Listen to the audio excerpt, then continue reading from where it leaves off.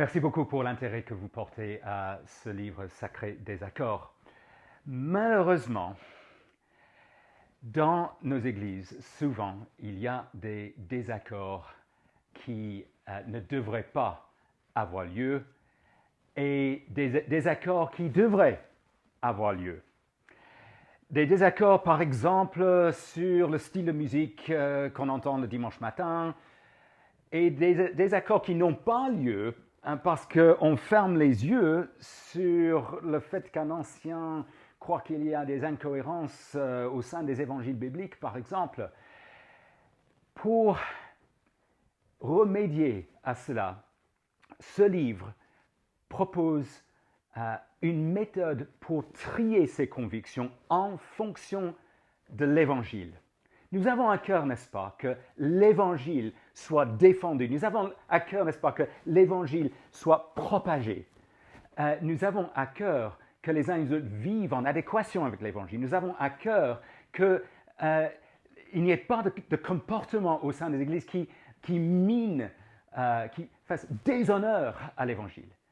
Et donc, pour établir les bons points de repère, pour structurer la pensée correctement, ce livre propose un tri à 3 niveaux, une méthode pour déterminer quelles croyances, quelles convictions, quelles doctrines sont essentielles, sont constitutives de l'Évangile, quelles croyances sont proches du cadre de l'Évangile, des convictions qui sont importantes, et quelles convictions sont plutôt accessoires.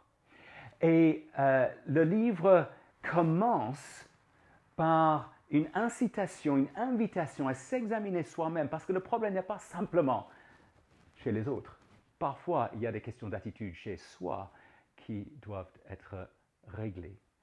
Et ensuite, le livre explique comment trier, comment déterminer si telle ou telle doctrine est dans l'une ou l'autre catégorie, avec beaucoup d'exemples. Et puis, on met la méthode, si vous voulez, au banc d'essai.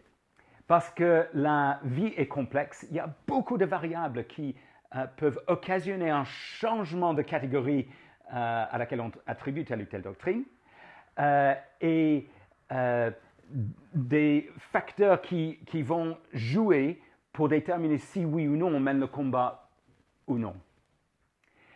Ensuite, on aborde des questions d'ordre éthique, le remariage, les vaccins. Où est-ce qu'on se positionne par rapport à ce type de questions? Et on conclut en proposant toute une série de cas de figure où vous allez pouvoir vous tester pour voir si vous avez bien assimilé les principes de ce livre pour que par la suite, l'ADN en quelque sorte soit bien reçu et applicable à votre vie d'Église. Très bonne lecture.